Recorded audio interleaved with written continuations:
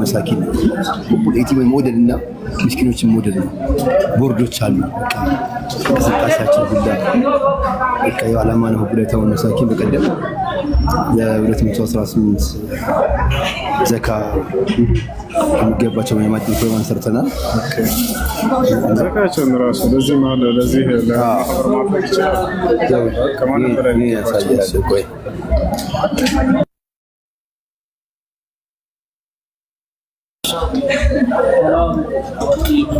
አሁን ላይቭ ሊገባልኝ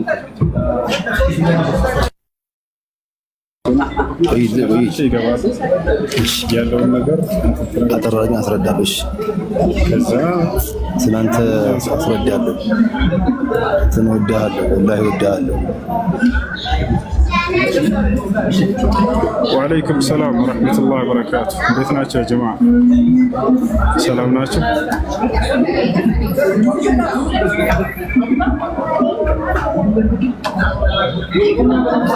እሺ ሁላችሁም አንዴ ሼር አድርጉት። እሺ ልጆች ታብ ማድረጋቸውን አታቋርጡ።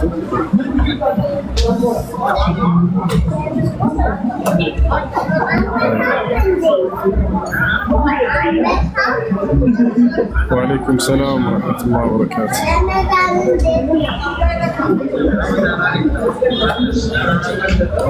ደህና ነኝ አልሐምዱሊላህ።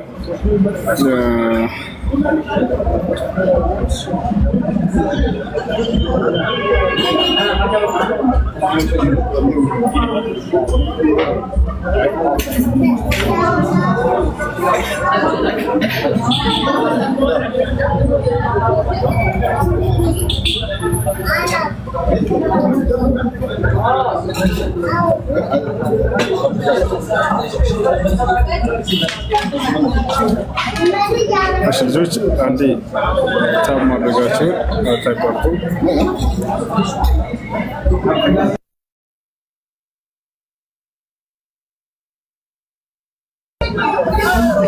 ዛሬ ኢንሻአላህ ከአንድ ትልቅ እንግዳ አስተዋውቃቸዋለሁ። የሚነግራችሁ ነገር ይኖራል ኢንሻአላህ። እሱን ትተዋላችሁ።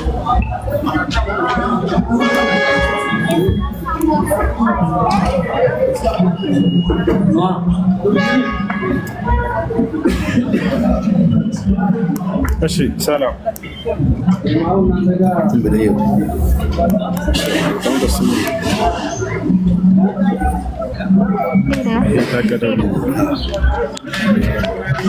እሺ ሰላም ብያለሁ። እንዴት ነሽ? ጥያቄ መጠየቅ ይቻላል?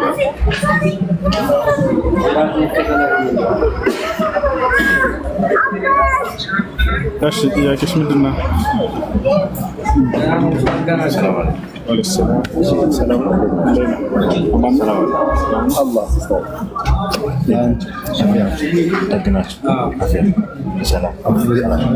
ትወድናለህ? ጠፋ ነበር።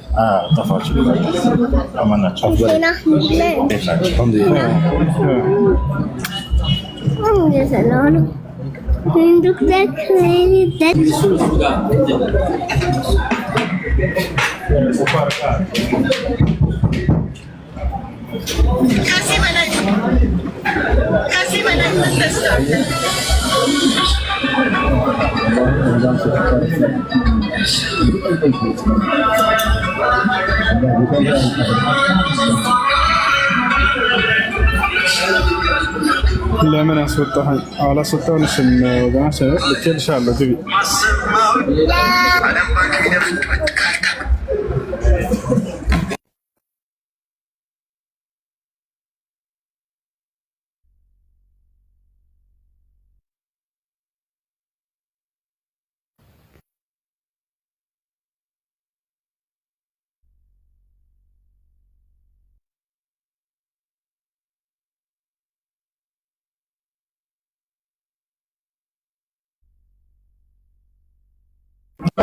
እሺ ይኸውልሽ ጥያቄሽ ምንድን ነው?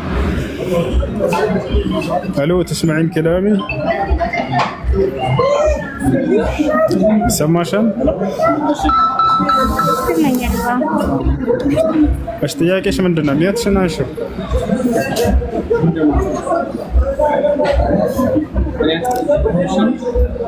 ይኸውልሽ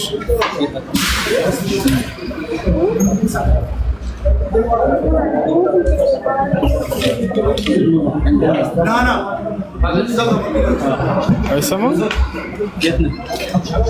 አውቀህ ነው አይደል?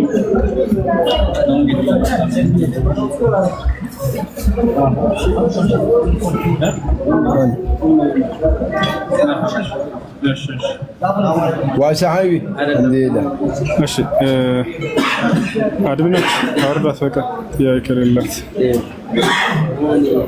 እሺ አንድ ኡስታዛችን የሆነ ነገር ይነግረናል ኢንሻአላህ። ሁላችሁም አንዴ ተከታተሉ ታውቁታላችሁ። ቢስሚላሂ ረህማኒ ረሂም ሱመ ሰላቱ ወሰላሙ አላ ረሱሊላህ አሳዲቅ አልአሚን ወአላ አሊሂ ወሰህቢ አጅማኢን። ዛሬ ውድ የምወደው ወንድሜ ጀዛሁላሁ ኸይር ባዕድ ተራዊህ ተገናኝተን ነው። እኔን ሲያይ የቲሞችን አስታውሳለሁ፣ እወድሃለሁ። ባለፈው ካንተ ጋር ፎቶግራፍ አይቼ ፖስቼው ነበርና የቲሞች አባት ሲሉ ቀናውብህ ሲለኝ እንባዬ ፈሰሰ። ሰዎች በዱንያ ላይ እንደዚህ እንደሚያስቡኝ ሁሉ አኼራም ላይ ከወንድሜ ጋር አብሮ እንዲያገናኘኝ የዘውትር ምኞቴ ነው። እንደሚታወቀው አልአማና ሁቡል አይታም ወል መሳኪን ማህበር አለን፣ ፋውንዴሽን አለን። በዚህ ውስጥ የቲሞችን የአጭር ጊዜ እቅድና የረጅም ጊዜ እቅድ አለን። በአጭር ነው የምናገረው። የአጭር ጊዜ እቅድ ያው የኢድ ልብስ ማልበስ፣ አስቤዛ የረመዳን ማሟላት፣ እናቶቻቸውን የሙያ ስልጠናና ማደራጀት፣ ተለቅ ያሉ ወጣቶች ስራ ይፈቱ ደግሞ መንጃ ፈቃድ እያወጡ ማስተማራት፣ ዕለታዊ ምገባ አስቤዛዎችን የወራዊ ማመቻቸት ነው። ይህንን ስራ ለመስራት አቅደናል። የረጅም ጊዜ ደግሞ እቅድ ደግሞ በአንድ ማዕከል ላይ እንዲኖሩ በማሰብ አንድ ማዕከል ላይ አብረው በሚኖሩበት ሰዓት በደንብ አድርገን ልብሳቸውን፣ ምግባቸውን እንደዚህም የአዳሪም ትልቅ የሆነ ማዕከል በተሰጠን መሬት ላይ መገንባት የሚል ነገር ነው። በዚህ ኸይር ስራ ላይ ለመሳተፍ ዘካችሁን እንደዚሁም ሰደቃችሁን ነይቱልን። ከኛ ጋር ሰደቀቱል ጃሪያ ወቅፍ ለመገንባት ያሰበ ሰው ደግሞ በወንድሜም አማካኝነት በእኔም አማካኝነት እየደወላችሁ ለቢሩል ዋሊደይን ወቅፍ ይሁንልኝ የምትሉት አንዳንድ እህቶች እየነየቱ ስለሆነ እየገባችሁ ብትነይቱ ለአኺራ ይሆናል።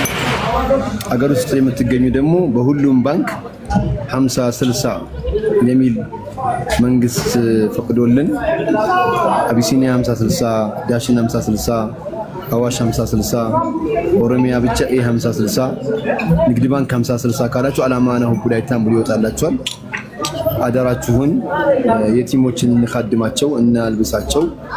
በዚህ በተበረከው ረመዳን በእያንዳንዱ ቀን ተንቦላ የሚወጣበት እደላ ቀን ስለሆነ ኸይራቱ እንዳያመልጠን እንሳተፍ ነው የምላችሁ። ወላሂ በዚሁ አጋጣሚ በወንድሜ ላይ ዱዓ አድርጉለት። ኸይረኛ ወንድም ነው። በጣም ወደዋለሁ። ወላሂ በጣም ነው የምወደው ለአላህ ብዬ።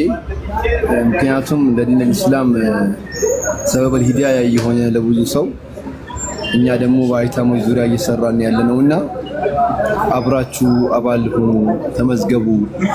አንዳንድ ሴቶች ያሳዝኑኛል። ወርቃቸውን፣ የጣት ቀለበታቸውን፣ የአንገት ሀብላቸውን እያወጡ ይህን ለኸይር ቦታ ወልሉ ለሚሉም አሉ እና መሬት ያላችሁ፣ ቤት ያላችሁ፣ እንደዚሁም ደግሞ ንብረት ያላችሁ በአማና ለየቲም ማሳደጊያ ወቅፍ እንዲሆን ስለምንሰማራ ከትንሹ አንስታችሁ እስከ ትልቁ ተሳተፉ ነው የምለው።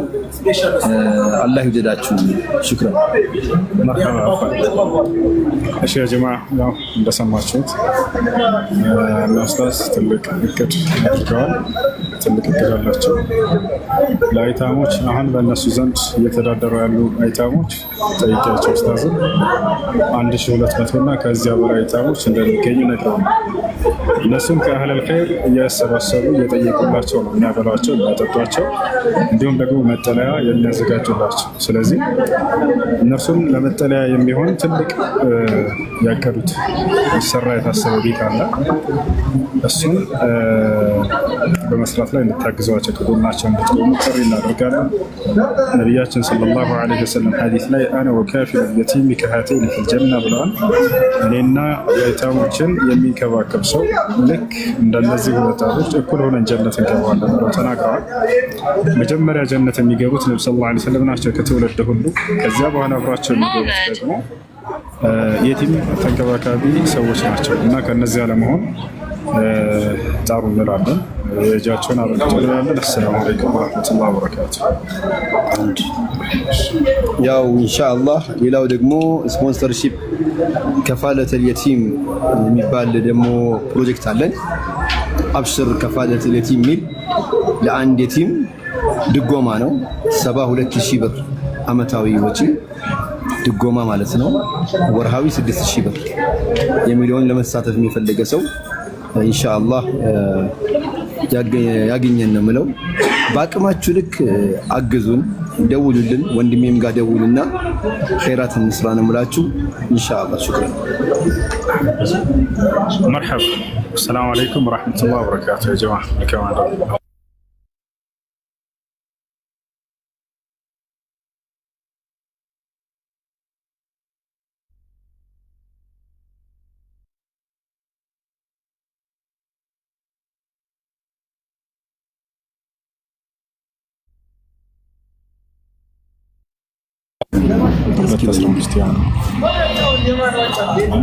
አንድ ወንድ ካልታመመ በስተቀር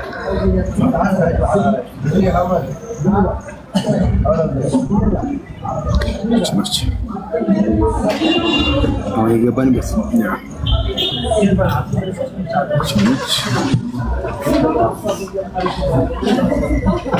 በቃ እሱ ነው። ኔትወርክ እንትን ሲመጣ 1 ሚሊዮን 100 ምናምን ያለው 1 ሚሊዮን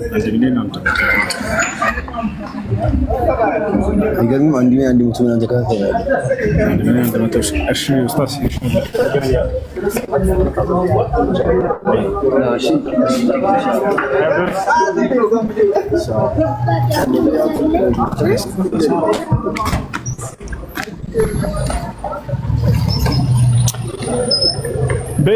بيت المقدس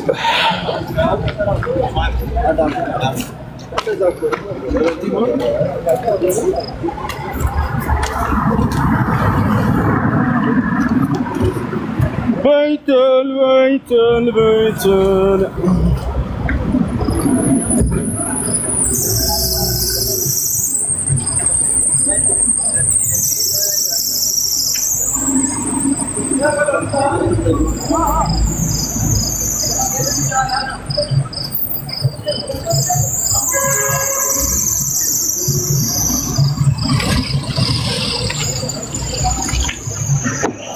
اتقوا الله تعالى يا اخي لم نستقدم انت مولود من هو ولا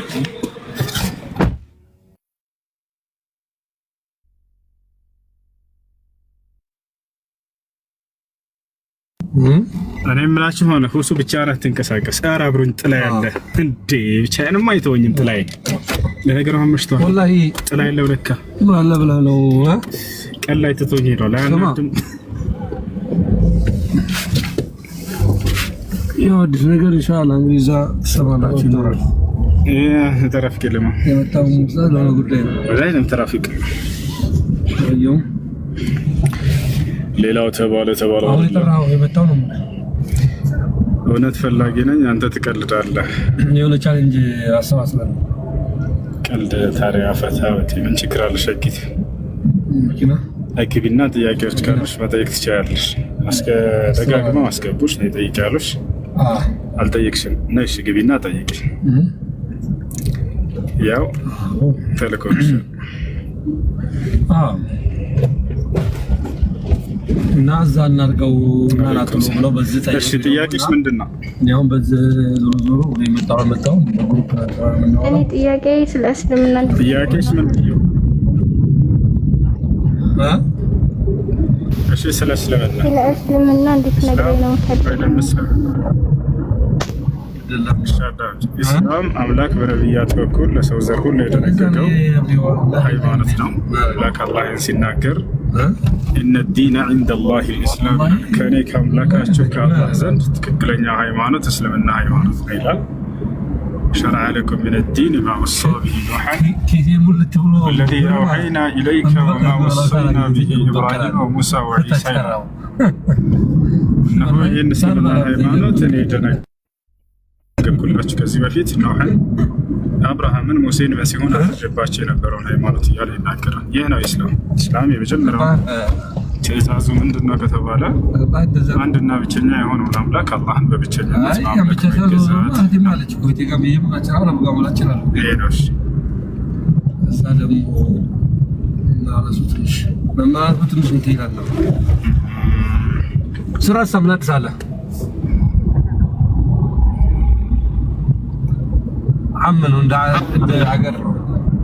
ስለ ነብዩ መሐመድ ልትነግረኝ ትችላለህ? እሺ ነብዩ መሐመድ በመጨረሻ ዘመን ላይ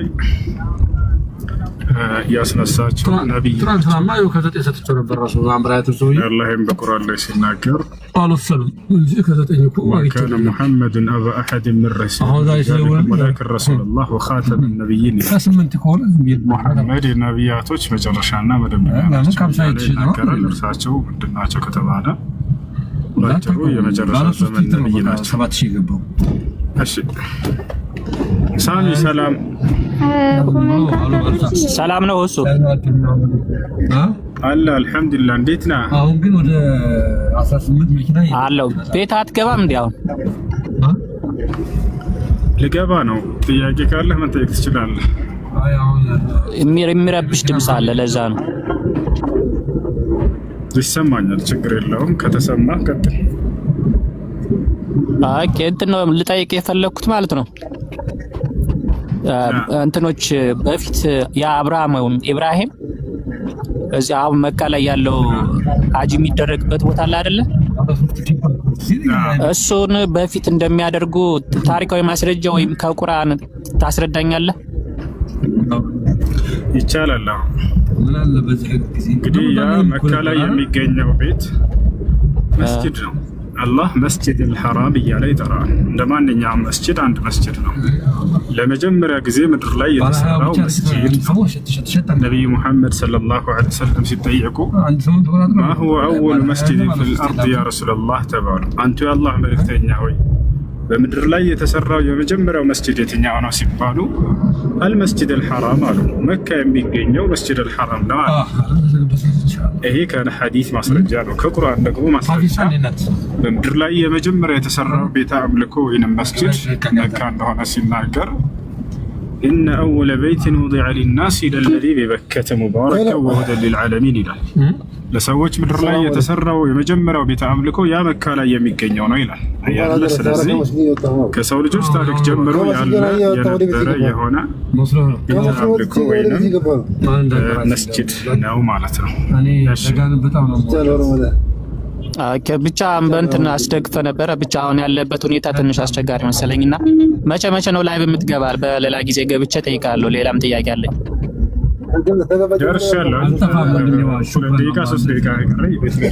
ማስረጃውን አሁን የተናገርኩትን ማየት ፈልገህ ነው? ያሳየው እንትን ፈልገህ ማንበብ ስላለብኝ አነበዋለሁ። መግባት የሚችል ልጅ ካለ ምንጭ እየነገርኳቸው ሶስት ቀን ያልቀምኩም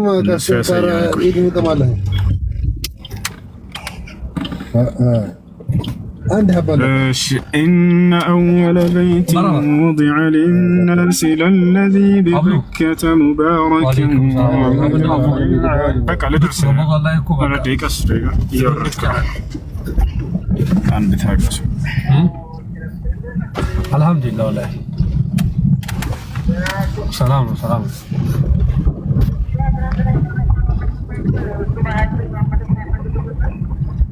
በቃ የሸዋሉን ላድርግለታ አጠቃላይ 269 ሺህ ብር አጠቃላይ 69 ሺህ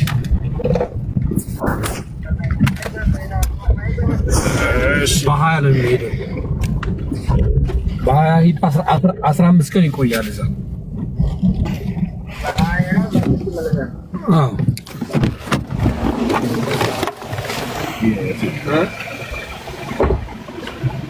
ዘጋተ መሰለኝ ማህሙዳ ናታ። እሺ አንዴ አውጥቼ አሳያለሁ። ወደ ቤት የገባሁ ነው። ማስረጃ ዳውጣለሁ።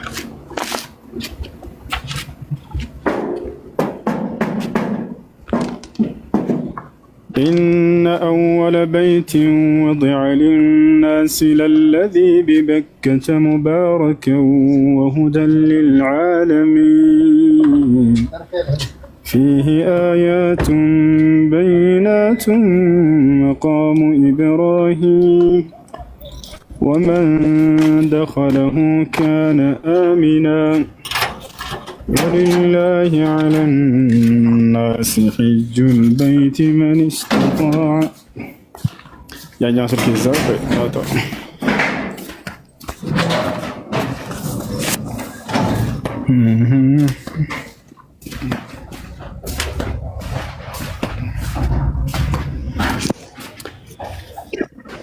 يا سلام يا سلام يا سلام وصلت. እሺ እንግዲህ ልጆች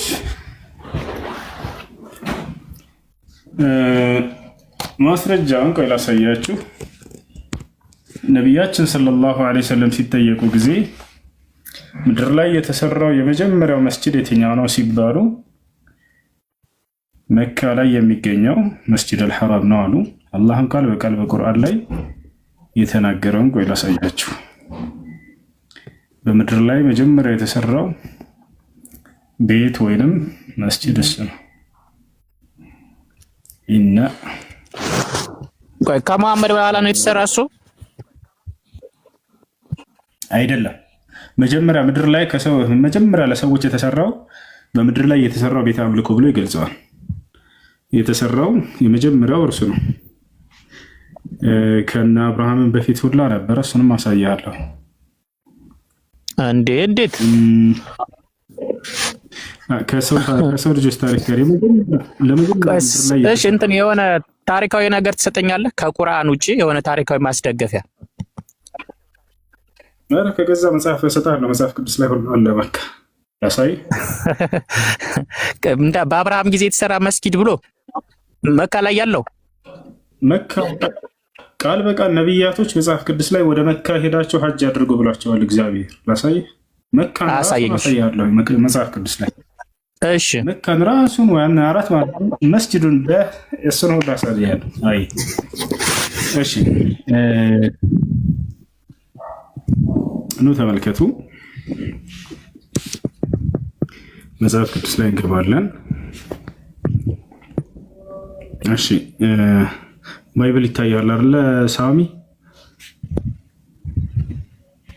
ያና ከኦሪት ክፈተው ችግር የለውም። ከኦሪት ዘፍጥረት እስከ ራዕይ ድረስ ያለ እዚህ ጋር ኦሪት ዘጸአት ላይ እንግባ። ኦሪት ዘጸአት ምዕራፍ 5 ላይ እንግባ። ምዕራፍ 5 ቁጥር 1 ላይ ስንገባ ምን ይላል? ወደ አማርኛ እንቀይረው። ዘጸአት 5:1 ይታያል ሳሚ?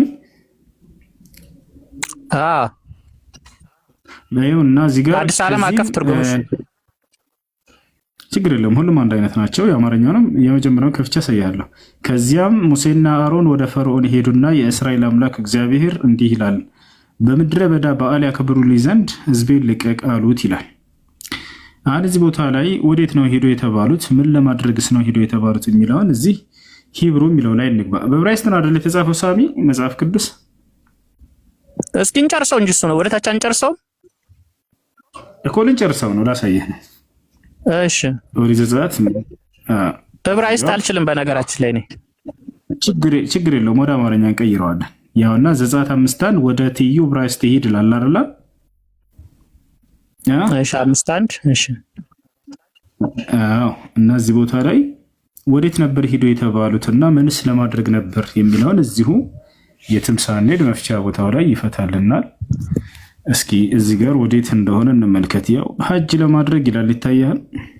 ሐጅ ለማድረግ የት ነው ይሄ ሐጅ የሚደረገው? ወረድ እንበል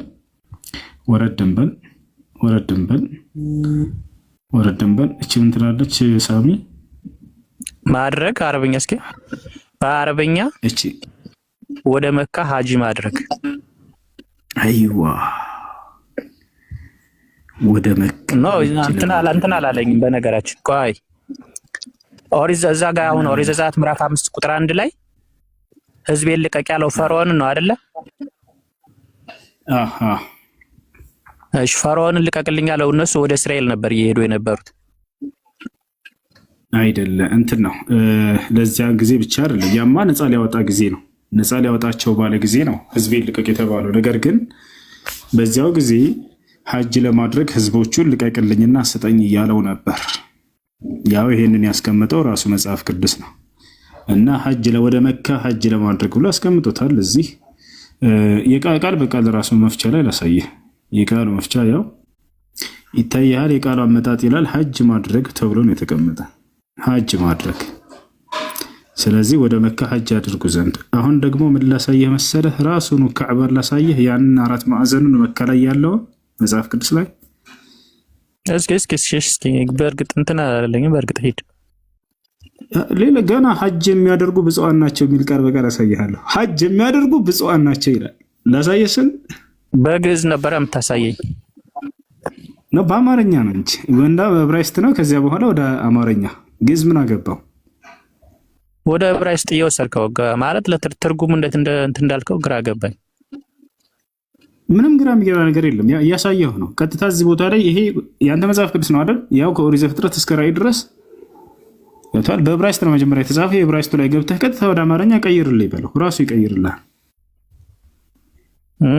እሺ አሁን ደግሞ መካ ላሳየችሁ።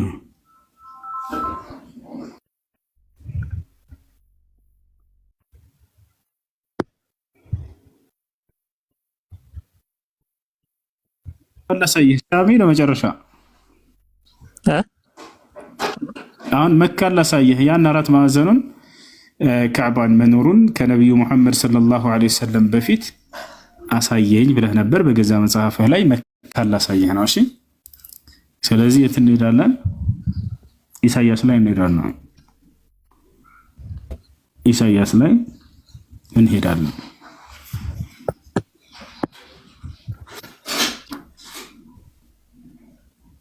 ኢሳያስ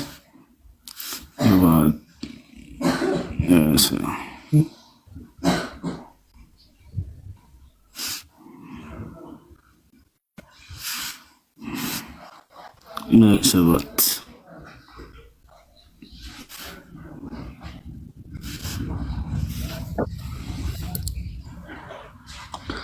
እሺ እዚህ ቦታ ላይ ወደ አማርኛ ልቀይርልህ።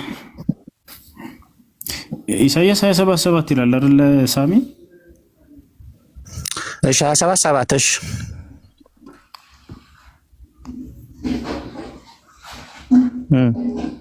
ይሰማ ልጆች? አሁን እዚህ ጋር እንግባ። እሺ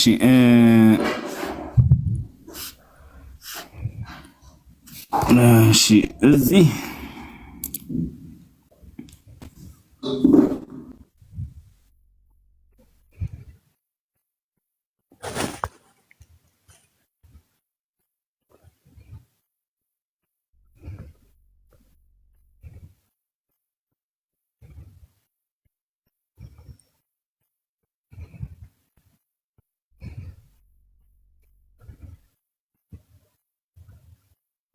ሁሱ ጠፋሳ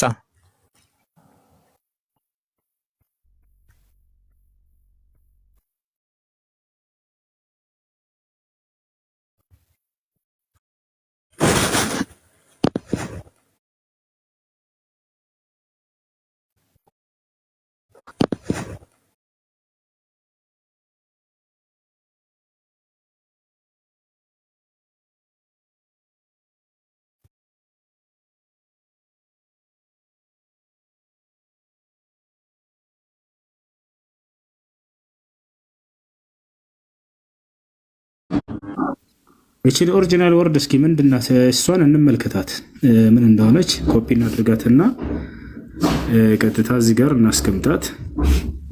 ምን እንደሆነች ትታያለች። ያ ብራስታካል እሷን ሰርች እናድርጋት። ስናድርጋት ጊዜ ያውና ቆይ ላሳይህ። ይቻትና እቺ ምን ትላለች? ያው ራሱ መካ መጣ። የት ብራስታካል መካያ ካዕባ ይታያል። ስለዚህ ይሄ ቦታ በትንቢት ላይ የተነገረለት ቦታ ነው። እዚህ ቦታ ላይ ምን እንደሆነ ያስቀምጠዋል። እስኪ እዚህ ጋር ዊኪፒዲያ ላይ መጀመሪያ መጣኋትን ቃል እዚህ አስቀምጧታል። እስኪ ወደ አማርኛ እንቀይራት። ያቺ ያመጣኋት ዕብራይስጥ ቃል ያው በሳዑዲ አረቢያ ውስጥ ይላል። ያው ቃል እዛው ያን መካን አመጣለህና መካ ምን ይላል እዚህ ቦታ ላይ? ስልኩን እያንቀሳቀስከው ነው በሜምባ ነው። ችግር የለውም። ያና ምን ይላል? ይህ ጽሁፍ ስለ መካ ከተማ ነው ይላል። ስለ መካ ከተማ ነው በሳዑዲ አረቢያ እያለ ይናገራል እዚህ ቦታ ላይ። ስለዚህ በእስልምና እጅግ ትልቅ ቦታ ያለው እያለ ይናገራል። እና ለማንኛውም ያቺ ቀጥታ ኦሪጂናል ወርዷ አምጥተህ ስታስቀምጣት ጊዜ ይሄንን ይሰጣል። እስኪ ቆይ ዘጋ ያነበብኩት ነበር አንዴ። እና በእስልምና ውስጥ የመጀመሪያው መስጊድ የሆነው ታላቁ መስጊድ መኖሪያ ሲሆን ጥቁር ድንጋይን ጨምሮ ካባ ይገኛል። በቅርብ ጊዜ 2022 በተደረገው የህዝብ ቆጠራ መሰረት ከተማዋ ገሶች ይኖርባት ነበር። ይህም ሪካርድ ከሪያድ እና ከጂዳ ቀጥሎ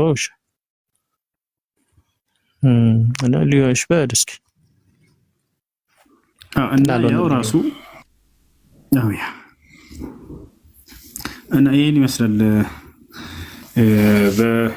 ስለዚህ ከቁርአን ውጭ ራሱ በራሳችሁ በገዛ መጽሐፋችሁ ይሄን ነገር ማጽደቅ የምንችለው ነገር ነው ማለት ነው። እሺ እና ሐጅን የሚያደርጉ ብፁዓን ናቸው ይላል መዝሙረ ዳዊት ላይ። መቼ ነው ሐጅ የምታደርገው ሳሚ? እስኪ አትቀልዳ። እሱ መዝሙረ ዳዊትን እናንም ያውቃለሁ። ላሳየሽ እኮ ቀጥታ ብራይስቱ ላይ ሄደ ወደ አማርኛ ስትቀይረው ጊዜ ምዕራፍ ስንት ነው? ምዕራፍ መዝሙር 86 ቁጥር 5 ላይ ነው። 85 ቁጥር 6 ላይ አካባቢ አጥቻ ሳያለሁ ሐጅን የሚያደርጉ ብፁዓን ናቸው ይላል። ብፁዕ መሆን ትፈልጋለህ? እሺ አማርኛውን ብቻ ክፈቱ። አማርኛውንና ግዕዙን ከቻልክ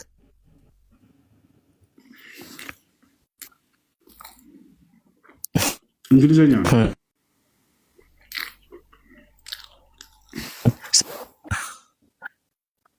እሺ ላሳየህ። ሐጅን የሚያደርጉ ብፁዓን ናቸው የሚለው ላሳየህ። እሺ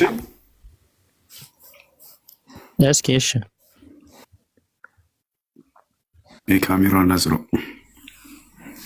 ያውና መጽሐፍ ቅዱስ ላይ እንገባለን። ስለዚህ የት እንግባ? መዝሙረ ዳዊት ላይ ያውና መዝሙረ ዳዊት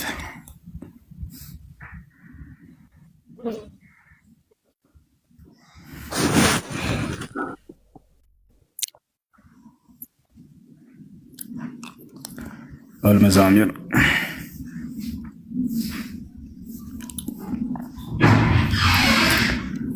85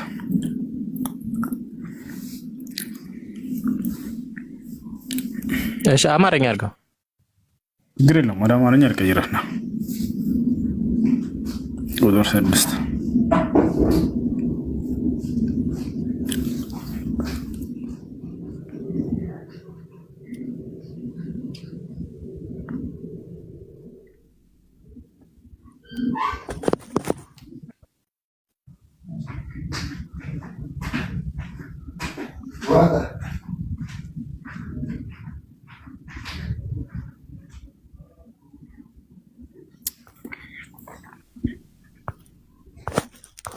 ሐጅ ብሎ ቃል በቃል አስቀምጦታል።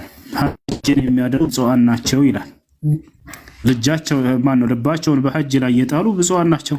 ሐጅን የሚያደርጉ ብፁዓን ናቸው። በተደጋጋሚ ብዙ ቦታ ላይ ማለት ነው። ይሄን ይመስላል። እና ብፁዕ መሆን ከፈለጋችሁ ሐጅ አድርጉ ነው። ወደ መካ ሄዳችሁ ሌላው ተባለ አይደለም እንደዛ አይደለም ለማባትዬ አባትዬ ነው እያሳየ ነው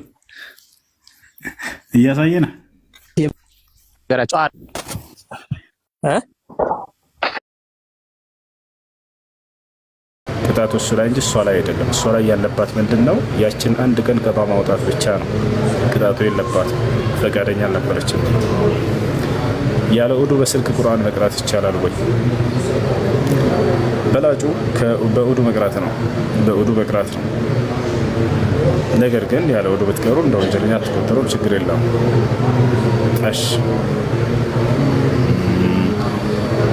وقال الذي آمن يا قوم اتبعون أهدكم سبيل الرشاد يا قوم إنما هذه الحياة الدنيا متاع وإن الآخرة هي دار القرار أشي من نبر جنابة لا يهون صلاة موردنا قرآن بسلك مقرات اللي تتايل قرآن مقرات هيتشار ነገር ግን ሶላት ማውረድ ችግር የለው كان لا يمنعه من قراءة القرآن إلا الجنابة ብላለች እናታችን አይሻ ረዲየላሁ ዐንሃ ነብዩ ሰለላሁ ዐለይሂ ወሰለም ቁርአን ከመቅራት የሚያገዳቸው ጀናባ መሆን ብቻ ነበር ብላለች። ስለዚህ ጀናባ ሆኖ ቁርአን መቅራት ነው የተከለከለው እንጂ ሌላ ነገር አይደለም። ሌሊት ተነስቶ መብላት ንያን አይተካም ሁሱ መብላቱ ብቻ ሳይሆን የነገውን ቀን እጾማለሁ የሚለው በጭንቅላት ውስጥ እንትን ማለት አለበት። ንያ ማለት ያ ነው። ንያ محلها القلب وليس الطعام ንያ መገኛ ቦታው ልብ ላይ ነው። قال شيخ الإسلام ابن تيمية رحمه الله تعالى من خطر في باله بأنه سيصوم غدا فقد نوى የነገውን ቀን እጾማለሁ የሚል ሐሳብ ሁሉ ያለበት ሰው በጭንቅላቱ ላይ ያ ሰው ለይተዋል አለ። ስለዚህ ሰውየው ያንን ሲበላ ጊዜ ያንን ማሰብ አለበት የነገውን ቀን ለመጾም እንደሆነ። እሱ ቁል ሁወላሁ አሐድ መቅራት 3 ጊዜ ማክተም ይቻላል እንዴ? ምንዳው እንደዚያ ነው ማለት እንጂ በቃ ቁርአንን ሳላከትም እችን ብቻ እየቀራሁኝ እንዳከተምኩ ይቆጠርልኛል ማለት ይሄ ተገቢ አይደለም። ነገር ግን ምንዳው ልክ እንደዚያ ነው። ልክ ለምሳሌ ልንገርህ ነብዩ ሰለላሁ ዐለይሂ ወሰለም ሐዲስ ላይ ምን አሉ? ዑምራ ፊ ረመዳን ከመን ሐጀ መዒ ብለው ተናግረዋል። በረመዳን ዑምራ ያደረገ ሰው ልክ ከኔ ጋር ሐጅ እንዳደረገ ይቆጠርለታል አሉ። ኦኬ። ስለዚህ አሁን ረመዳን ሄጄ ዑምራ አድርጌ ሐጅ ግዴታ ያለብኝ ሐጅ ወድቆልኛል ማለት ነው? ላ አይደለም። ምንዳው እንደዚህ ያስገኛል ነው ታላላ እንጂ ግዴታ የሆነው ሐጅ ካንተ ላይ ወድቆልሃል ማለት አይደለም። ቻልክ ጊዜ ሄደህ ማድረግ አለብህ ሐጅ። ከذلك ገደብ የጠየቀው ጥያቄ አክታ ጾምን ያስፈታል ወይ? ለአያስፈታም። ግን መክሩህ ነው። እሱን መዋጥ የተጠላ ነው።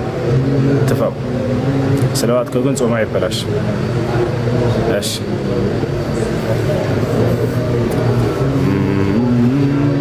ከቤትና ከመኪና ላይ ዘካ ይወጣለታል ወይ?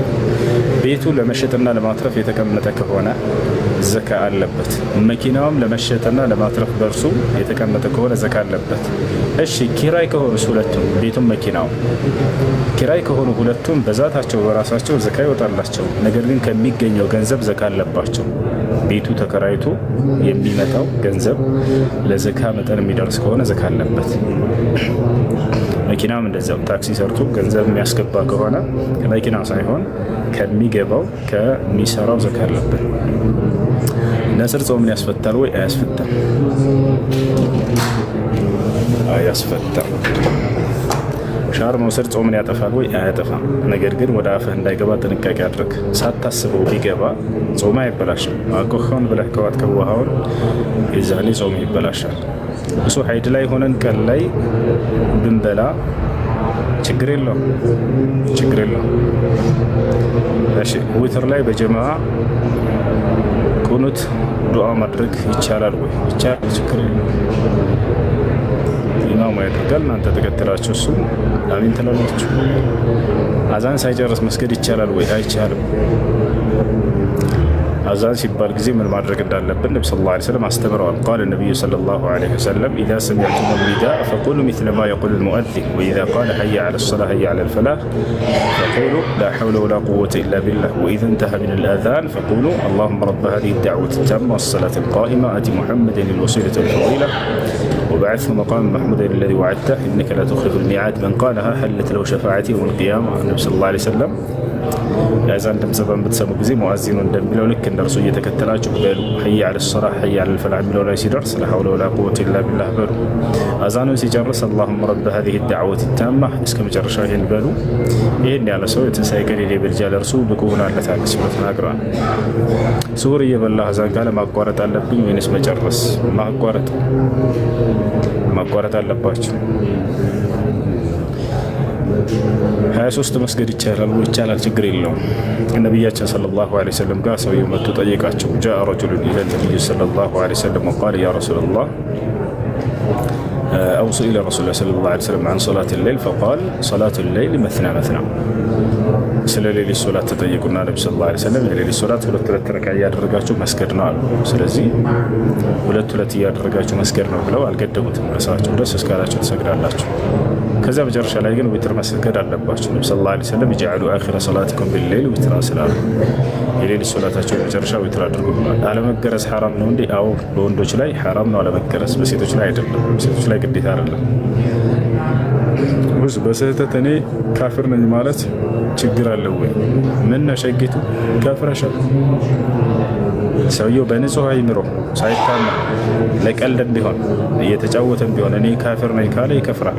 ማስረጃ ቃለ ሱብሓነሁ ወተዓላ ወየቁሉነ ኢነማ ኩና ነኹዱ ወነልዓብ ቁል አቢላህ ወአያቲሂ ወረሱሊሂ ኩንቱም ተስተህዚኡን ላ ተዕተዚሩ ቀድ ከፈርቱም ባዕደ ኢማኒኩም። እየቀለድን እየተጫወትን መንገዳችንን ማቋረጫ ብለን ነው እኛ ይህን ቃል የተናገርነው አሉ። በነብዩ ሰለላሁ ዐለይሂ ወሰለም ዘመን ሰዎች የኩፍር ቃል ተናግረው በአላህ በመልእክተኛው ሱብሓነ አንቀጽ በቁርአን ነው የምትቀልዱት ከፍራቸዋል ተብሎ ተነገራቸው።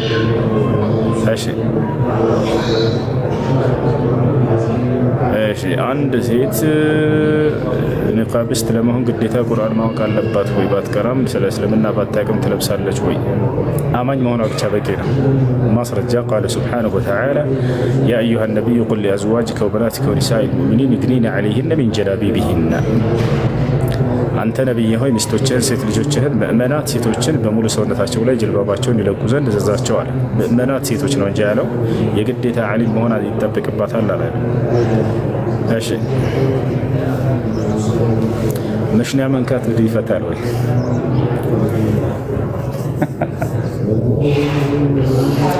እሺ መሱ ዘከር ሀል ዩንቅዙ ልውዱእ አም ላ ፊህ ኺላፍ በይነ አህል ልዕልም። ብልትን መንካት ውዱእ ያስፈታል አያስፈታም በሚለው ጉዳይ በዑለሞች መካከል ሁለት ሀሳብ አለ። ግማሽ ዑለሞች ያስፈታል ይላሉ፣ ሌሎቹ ደግሞ አያስፈታም ይላሉ። ነገር ግን ማስረጃ ወደ የትኛው ነው የሚያመዝነው የሚለውን እንመልከት።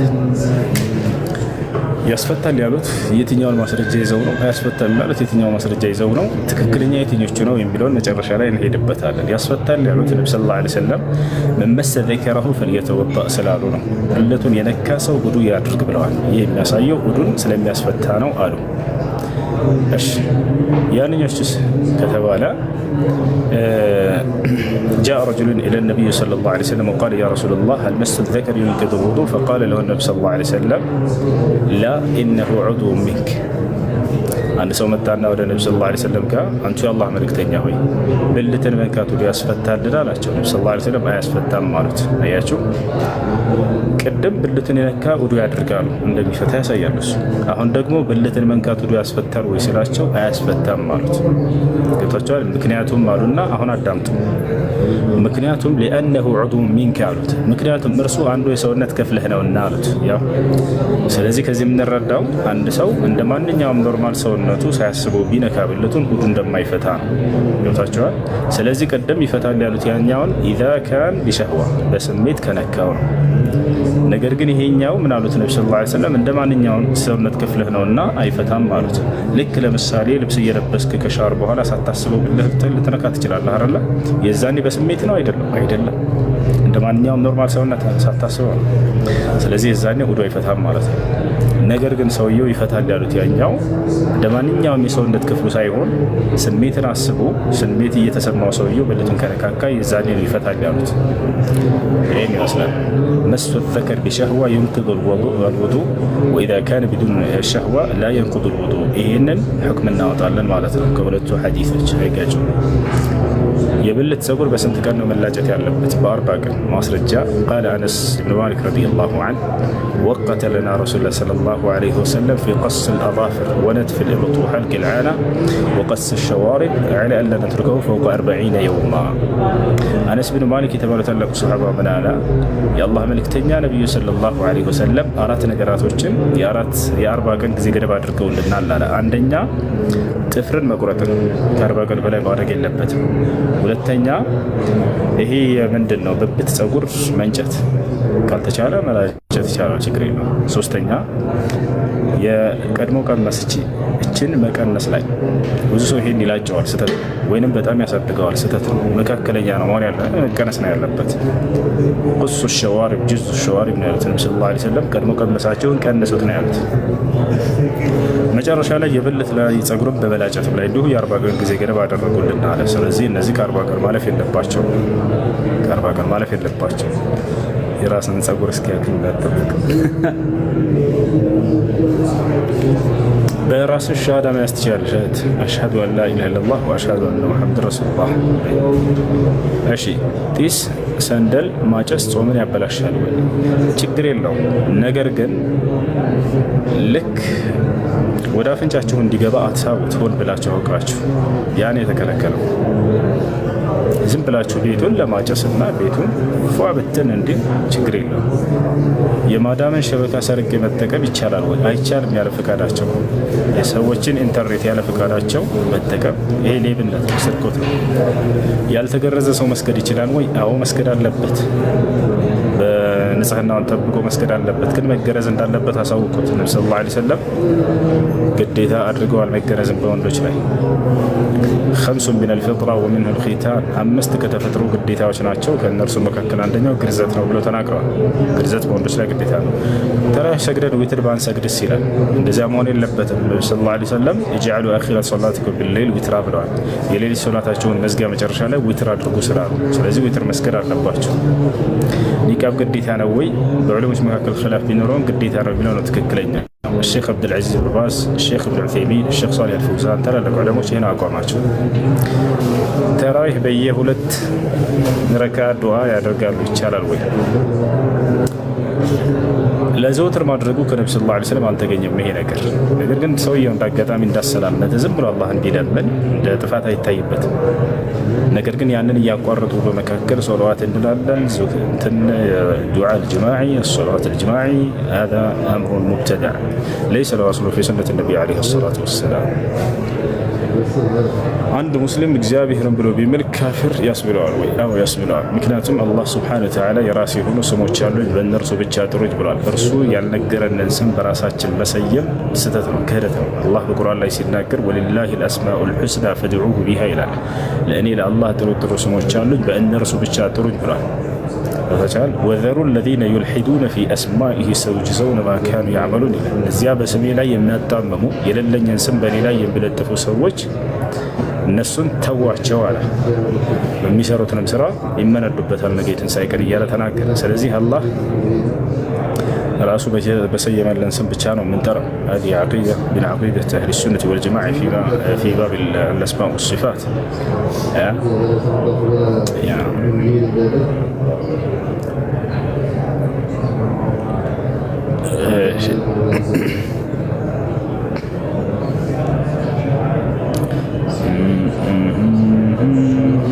سنساتون أسرع نساكر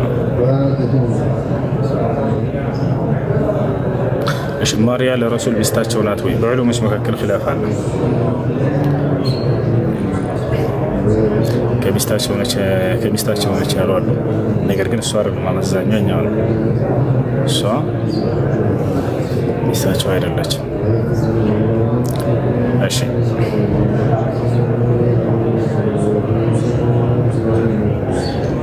ጅኑብ ሆኖ መጾም ይቻላል ወይ? አዎ ይቻላል። ከጾም ጋር የሚያያይዘው ነገር የለም። ግን ሶላትህን ማስገድ አለበት። ከሶላት ጋር ነው እሱ የሚያያይዘው። ከሶላት ጋር ነው እሱ የሚያያይዘው። ሻወር ወስደህ መስገድ አለብህ ለሶላትህ። ፊልም ማየት ጾምን ያበላሻል ወይ? ቁርአን ቅራ ያ አኺ፣ ዚክር አድርግ፣ ስለ ዲንህ ተማር ሂደህ። ወንድ ልጅ አለመገረዙ ወንጀለኛ ያስብለዋል ወይ? አዎ ያስብለዋል። አዎ ያስብለዋል። እህት መገረዝ ግዴታ ነው በኢስላም።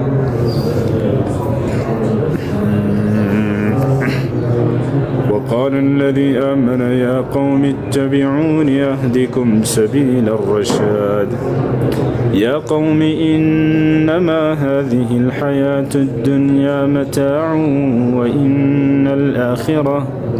وإن الآخرة هي دار القرار من عمل سيئة فلا يجزى إلا مثلها ومن عمل صالحا من ذكر أو أنثى وهو مؤمن فأولئك يدخلون الجنة يرزقون فيها بغير حساب ويا قوم ما لي أدعوكم إلى النجاة وتدعونني إلى النار تدعونني لأكفر بالله وأشرك به ما ليس لي به علم وأنا أدعوكم إلى العزيز الغفار لا جرم أن ما تدعونني إليه ليس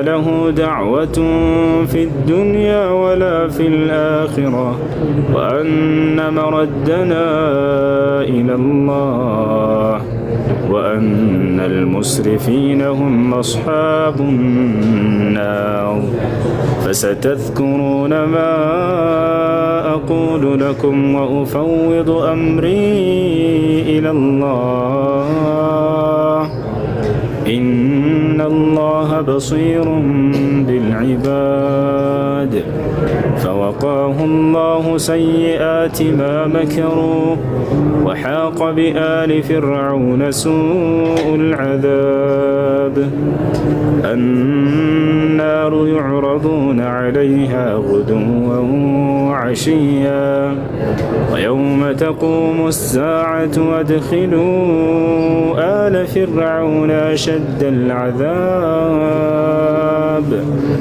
وإذ يتحاجون في النار فيقول الضعفاء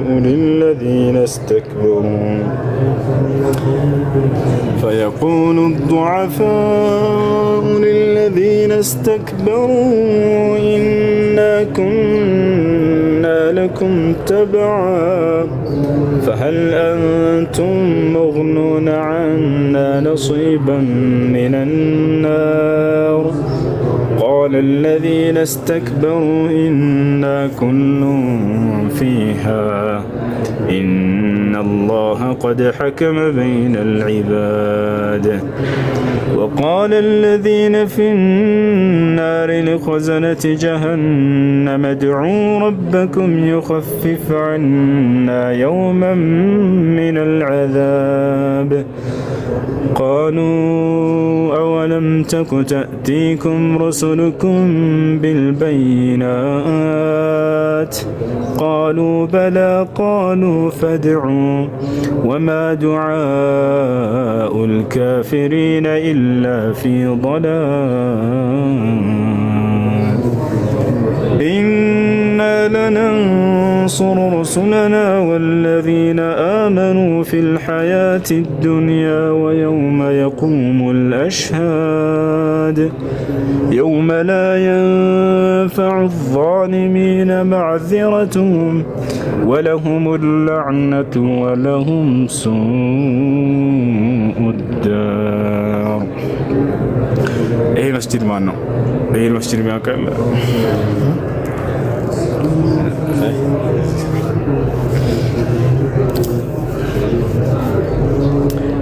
እሺ ሁሱ አሰላሙ አለይኩም። በተራሁን ጊዜ አሰጋጁ እያሰገደ እያለ ቁርአን ከፍተን መከታተል እንችላለን ወይስ አንችልም? ይቻላል አይቻልም የሚለውና እንዴት ይታያል? እሺ ተራዊህ እያሰገደ ኢማሙ ከኋላ ለሚከተሉ ሰዎች ለሁለት ይከፈላሉ። አንደኛ ኢማሙን ለሚያርም ሰው ለሱ ችግር የለውም፣ ሰማኝ የሆነ ምክንያት አለው ዑዝር አለውና። ሁለተኛ ግን ከዚያ ውጭ ለሚያርሙ ላልሆኑ ሰዎች ዝም ብሎ ተራው ሰው ይዞ መከታተል የሚለውን በተመለከተ ሼክ ኢብኑ ዑሰይሚን አትከታተል ይሄን ተውት ይላሉ። ተውት ለምን ከተባለ አንድን ሱና ስለሚያሰጣችሁ። ያ ሱና ምንድነው? በደረታችሁ ላይ እጆቻችሁን ማስቀመጥ። ቁርአን ይዘን እንቀራለን ካላችሁ ያንን ሱና ትተዋላችሁ፣ ታውቃላችሁ። ስለዚህ ከዚህ ያንን ሱና ላለመተው ሲባል አዳምጡ ዝም ብላችሁና እንጂ ቁርአኑን ይዛችሁ አትከታተሉ። አላህ ነቢያችን ሰለላሁ ዐለይሂ ወሰለም ሲናገሩ ምን አሉ? ወضع اليد اليمنى على اليد اليسرى من سنن الأنبياء في الصلاة። በሶላት ጊዜ ደረታችሁ ላይ በግራ እጃችሁ ላይ ቀኝ እጆቻቸውን ደርባችሁ ማስቀመጥ ይህ የነቢያቶች ሱና ነው፣ መንገድ ነው ብለዋል። ነቢያቶች ሲሰግዱ የነበሩት ልክ ዛሬ እኛ በምንሰግድበት መንገድ ነው እና ይህን ሱና ያሳጣችኋል ይዘን እንከታተላለን ካላችሁ፣ ስለዚህ ከዚያ ይልቅ ሱናውን ጠብቃችሁ እጆቻችሁን በደረቶቻችሁ ላይ አድርጋችሁ መስገዱ የተሻለና በላጭ ነው። ስልክም እንደዛው በእጅህ መያዝ አይቀርም። እሺ ከነጃሳ የጠራን መስሎን ሰግደን ሳናውቅ ጊዜ ሲያልፍ ነጃሳውን አየነው፣ ሶላቱን መድገም አለብን ወይስ የለብንም? ነጃሳው ማን ነው? ውዱ ሙሉ በሙሉ አድርገህ ከሆነ ሶላቱን አትደግም። ለምሳሌ ልብስህ ላይ ነጃሳ አለን በል፣ ስልክ ሶላቱን ሰግደህ ጨረስክ፣ ሙሉ ውዱ ነበረ። ነገር ግን አስታወስክ ከጨረስክ በኋላ ሶላት መድገም አለብህ ወይ የለብህም? እሺ እየሰገድኩ ትዝ ቢለኝስ? ለምሳሌ 2 ረካ ሰገድኩኝና ልብሴ እንደተነጨሰ ትዝ አለኝ። አውልቄ መቀጠል የምችል ከሆነ እቀጥላለሁ። ነገር ግን በማውልቅ ጊዜ እርቃኔን የምቀር ከሆነ የዛኔ አቋርጣለሁ ሶላቱ። እንደገና ንጹህ ልብስ ለብሼ እሰግዳለሁ ማለት ነው። ገብታችኋል? ነቢያችን ሰለላሁ ዐለይሂ ወሰለም ከዕለታት አንድ ቀን ጫማቸውን ለብሰው እየሰገዱ ነበር። ጫማ ለብሶ መስገድ ይቻላል ንጹህ እስከሆነ ድረስ። ሰሓቦችን ውጭ ላይ ያሰገዷቸው ሰሓቦችን የምንነርሳቸውን ነቢ ሰለላሁ ዐለይሂ ወሰለም ጫማቸውን ለብሰው ይሰግዳሉ።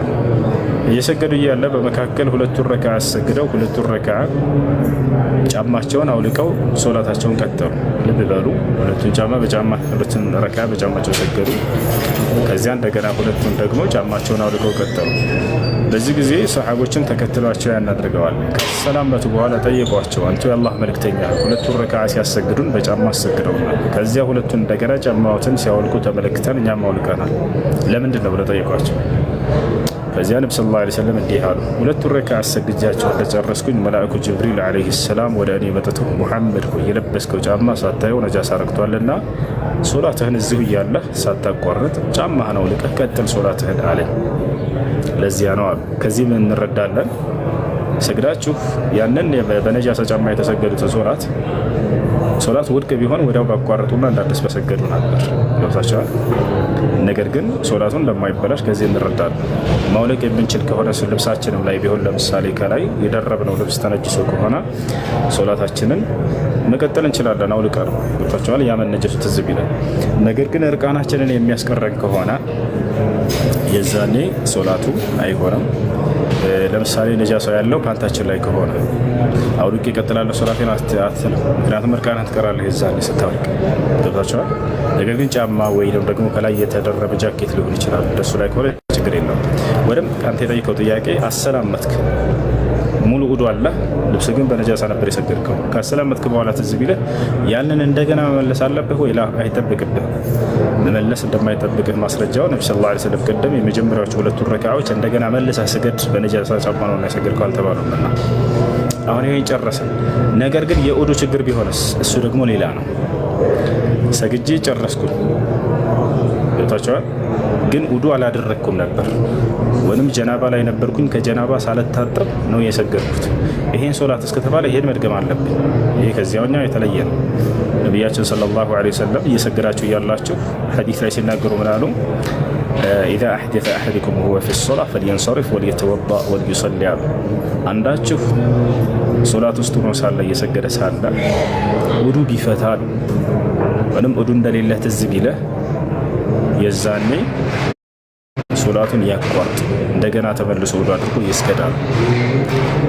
ያቺው ሶላት መካከል ከሆነ አሰላምተን ከሆነ ስትዝ ቢለን ውዱ እንደሌለ አሁንም እንደገና ሶላቱ እንደገና መስገድ አለብን መልሰን ታቻው። ነገር ግን የልብስ ላይ እንዲህ ነጃሳ ምናምን አይነት ነገር ቢሆን ከእሱ ጋር የሚያያዘው ነገር የለም። ዲኤስቲቪ ማየት ጾምን ያበላሻል ወይ ይላል። የአኺ በጾም ቀን ቁርአን ቅራ፣ ዚክር አድርግ፣ ስለ ዲንህ ተማር፣ በእንዲህ አይነት ነገራቶች ራስን ጥመድ ይላል።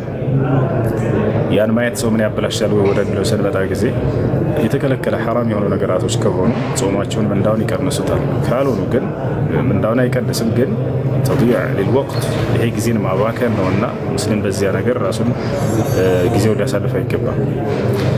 እሺ ውዱ ሳረግ ጥርስ በተደጋጋሚ ይደማል፣ ጾም ያበላሻል ወይ? ጾሙ አይበላሽም። ወደ ውስጥ እስካልዋጥከው ድረስ ደግሞ ትፋው፣ ወደ ውስጥ እንዳትውጣው። አውቀህ ሆን ብለው ከዋጥከው ነው ጾሙ ይበላሻል። እሺ አዛን ሲል ማሰር ይቻላል አይቻልም? አይቻልም። በዚህ አካባቢ የሱብሒ አዛን ወቅቱን እና ጊዜውን ጠብቆ የሚደረግ ከሆነ አይቻልም። አዛን እየተባለ መብላት አይቻልም። ነብዩ ሰለላሁ ዐለይሂ ወሰለም በጊዜያቸው 2 አዛን ይደረግ ነበር። የሱብሒ አዛን ቢላልና አብዱላህ ኢብኑ መክቱም ያደርጉ ነበር። ሁለተኛው አዛን እስኪባል ድረስ ብሉ፣ የዛኔ ግን ሲባል አቋርጡ ብሎ ተናግረዋቸዋል። ከሱብሒ በኋላ ከሀይድ ብንጸዳ መጾም እንችላለን ወይ? አይቻልም። ንያ መነየቻው ጊዜ ስላለፈ ቃል ነብዩ ሰለላሁ ዐለይሂ ወሰለም መን ለም ዩበይት ቀብለ አልፈጅር ፈላ ሶውመ ለሁ ነው።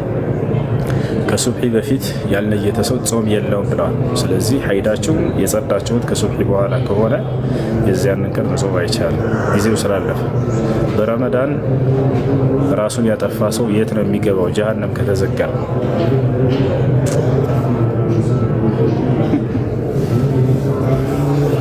እሺ አንደኛ የጀነት መከፈትና የጀሃነም መዘጋት በረመዳን ቀን። በዚያ ቀን ሰዎች ጀሃነም ስለተዘጋ ጀሃነም አይገቡም ማለት አይደለም፣ ወይም ጀነት ስለተከፈተ በዚያ ቀን የሞተ ጀነት ይገባል ሁሉ ማለት አይደለም። ነቢያችን ሰለላሁ ዐለይሂ ወሰለም ሐዲስ ላይ ሲናገሩ ምን አሉ? إذا جاء رمضان فتحت أبواب الجنان وغلقت أبواب النيران وصفدت الشياطين في رواية أخرى وسلسلة الشياطين.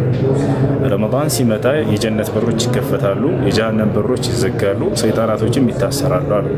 ስለታችኋል ሰይጣናቶችም ይታሰራሉ አሉ። ይሄ ነው ምን ለማለት ነው? ወደሚለው እንምጣ። ሰው በቃ የዛኔ ከሞተ በረመዳን እንዳለ ጀነት ሊገባ ነው ማለት ነው? አማኝም ከሃዱ ላይ አይደለም። ኦኬ ጀሃነም ከተዘጋ የዛኔ ከሃዲያኖች ወደ ጀሃነም አይገቡም ማለት ነው? ላይ አይደለም፣ እንደዛ አይደለም። እዚህ ጋር እየተናገሩ ያሉት ነብዩ ሰለላሁ ዐለይሂ ወሰለም የጀነት በሮች ይከፈታሉ፣ ልክ እንዲሁ ደግሞ የጀሃነም በሮች ይዘጋሉ። ኮሜንት ላይ ክፉ ነገር ለሚጽፍ ማንኛውም ስርዓት አልባ ወይንም አሳዳጊ የበደላቸው ተንካሉ ክርስቲያኖች እንዳትመልሱላቸው። በስነ ስርዓት የሚከታተልና የሚጠይቅን ክርስቲያን አክብረን እናስተናግደዋለን። ለተሳዳቢዎች እንዳትወርዱ እባካችሁ። እዚህም ሊሆን ይችላል የትኛውም ቦታ ላይ ማንኛውም ክርስቲያን ተሳደበ ብላችሁ መመላለሱን ይሄ የአፍ መከፋፈቱን ተውት። እሺ ልጆች፣ የትኛውም ቦታ ላይ አቀን ዝም ብላችሁ እሺ እንቀጥል እና በጀነት የጀነት በሮች ይከፈታሉ በረመዳን፣ ልክ እንዲሁ የጀሃነም በሮች ይዘጋሉ፣ ሰይጣናቶች ይታሰራሉ ሲባል ብል ማለት ነው። የጀነት በሮች የሚከፈቱት በአንደኛ በረመዳን ቀን ብቻ አይደለም፣ ዘወትር ሰኞና ሐሙስ ይከፈታሉ። ነብዩ ሰለላሁ ዐለይሂ ወሰለም تفتح أبواب الجنة الثمانية يوم الاثنين ويوم الخميس ብለዋል። ዘወትር ሰኞና ሐሙስ ብለዋል። ያቻው አይደለ? እንደ አጠቃላይ ግን ሰው ጀነትና ጀሃነም የሚገባው በእምነቱና በስራው እንጂ በዚህ ቀን ስለሞተ አይደለም። ይሄ ልታውቁ ይገባል። አላህ በቁርአን ላይ ሲናገር እነል ለዚነ አመኑ ወዐሚሉ ሷሊሓቲ ለሁም ጀናቱ ነዒም ይላል። እነዚያ አምነው መልካምን የሰሩ ሰዎች ለእነርሱ የገነት ጸጋ ተዘጋጅታላቸዋለች ይላል። ወለዚነ ከፈሩ ወከዘቡ ቢአያቲና ኡላኢከ አስሓቡ ናር ይላል። ስለ ጀሃነም ሰዎች ሲናገር ደግሞ እነዚያ የካዱና ወለዚነ ከፈሩ እነዚያ የካዱ ወከዘቡ ቢአያቲና ናቅጾችን ያስተባበሉ ኡላኢከ አስሓቡ ናር እነዚህ የእሳት ሰዎች ናቸው። ፊሃ ኻሊዱን እነርሱ በእርሷ ውስጥ ዘውታሪዎች ናቸው ይላል። ስለዚህ የሰው ልጆች ጀነትና ጀሃነም መግባት በዚህ ቀን ስለሞቱ ወይንም ስላልሞቱ ሳይሆን በእምነታቸውና በስራቸው ያመነና መልካምን የሰራ ጀነት ሲገባ፣ የካደና ደግሞ ያልታዘዘ አምላኩን አላህ ሱብሓነሁ ወተዓላ ያመፀ ወደ ጀሃነም ይገባል እርሱ ማለት ነው። ይሄ ነው። እሺ ሰይጣን ይታሰራል ሲባል ምን ማለት ነው? ሰይጣን ይታሰራል ሲባል ምን ማለት ነው? ታዲያ ከታሰረ ለምንድን ነው ሰዎች ኃጢአት የሚሰሩት? ወደሚለን እንጣ። ሰይጣን ይታሰራል ሲባል የመወስወስ አቅሙ ይደክማል ማለት ነው በረመዳን። ለምን ከተባለ ጾመኛ ሆናችሁ። ጾመኛ በምትሆኑ ጊዜ ምን ትሆናላችሁ? ወደ መልካም ስራ በጣም ትቀርባላችሁ፣ ከኃጢአት በጣም ትርቃላችሁ። ይወታችኋል። ስለዚህ የዛኔ ሰዎችን የመወስወስ አቅሙ በጣም ይዳከማል ማለት እንጂ እንዲህ ዝም ብሎ እንዳው ተጠፍንጎ እንዲህ ተሳስሮ ይኖራል ማለት አይደለም። እርግጥ በዚያም የያዙ ዑለሞች አሉ። ይወታችኋል። ግን ይታሰራል ሲባል ኢማሙ ነወዊ እንደተናገሩት በዚያን ጊዜ የመወስወስ አቅሙ ደካማ ይሆናል ማለት ነው። አንደኛው ትርጓሜ እሱ ነው። ሁለተኛ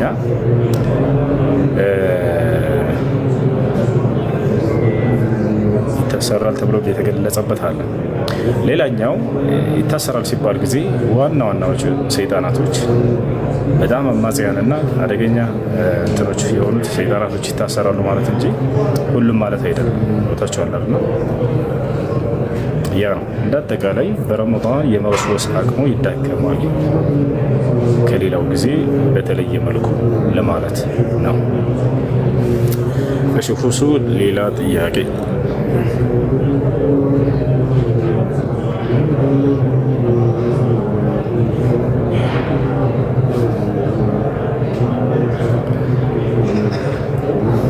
እሺ ኮሜንታች በጣም ተደራረበ።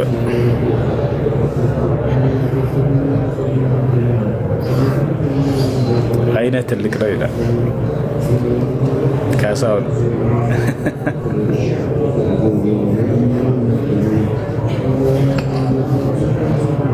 እሺ ላሳንስ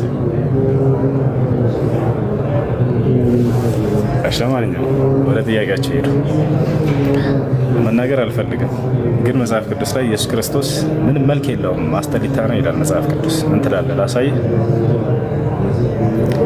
ኢየሱስ ክርስቶስን መልክ የለውም ብሎ መጽሐፍ ቅዱስ ይገልጸዋል። መልክ የለውም ቃል በቃል አያምርም ይላል። ነቢዩ ሰለላሁ ዐለይሂ ወሰለም ደግሞ በጣም ቆንጆ እንደነበር መሲሁ ተናግረዋል። የሚገርማችሁ ማን ያከበረው? መሲሁ በጣም መልከ መልካም ነው። ነቢ ሰለላሁ ዐለይሂ ወሰለም በአካል አይተውታል። በጣም ያምራል መሲሁ። ለይሰ ቢጠዊል ወላ ቢልቀሲር አሉ ነቢ ሰለላሁ ዐለይሂ ወሰለም።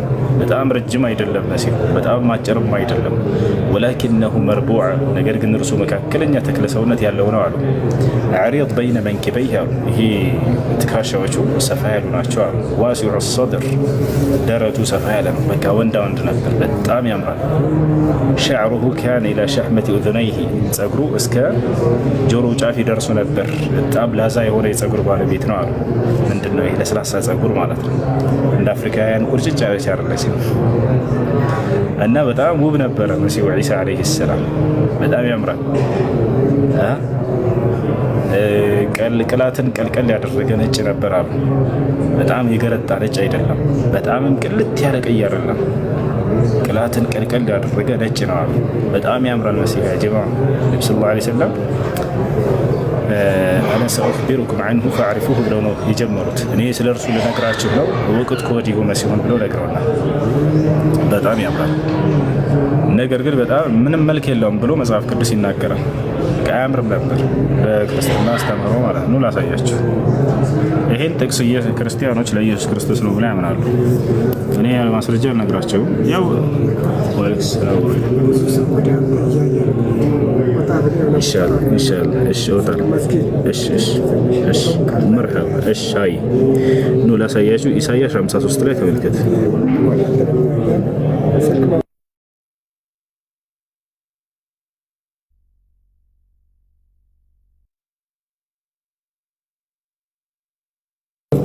እሺ ያውና የመጨረሻ ላሳያችሁ አንድ ጊዜ ኢሳይያስ 53 ላይ ይሄ ስለ ኢየሱስ ክርስቶስ ነው ተብሎ ይታመናል። ክርስቲያኖች ሁሉ ያምኑበታል።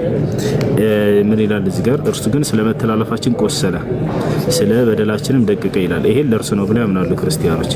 እና ከዚህ ከላይ ጀምራችሁ ስታዩት ጊዜ ምን ይላል? ስለዚህ አካል ስለ ኢየሱስ ክርስቶስ የሰማነው ነገር ማን አምኗል? የእግዚአብሔር ክንድ ለማን ተገልጧል ይላል። በፊቱ እንደ ቡቃያ ከደረቅ መሬት እንደ ስር አድጓል ይላል። መልክና ውበት የለውም። ያው መልክና ውበት የለውም። ባየነውም ጊዜ እንድንወደው ዘንድ ደንግባት የለውም። የተናቀ የተጠላ። ስለዚህ አያምርም ተብሎ ተገልጿል። መልክ የለውም፣ ውበት የለውም። ነገር ግን መሲሁ እንደዚህ አይደለም። በጣም ቆንጆ ነው፣ በጣም ያምራል፣ በጣም መልከ መልካም ነው። ነብዩ ሰለላሁ ዐለይሂ ወሰለም እንደገለጹት ይህን ይመስላል ልጆች።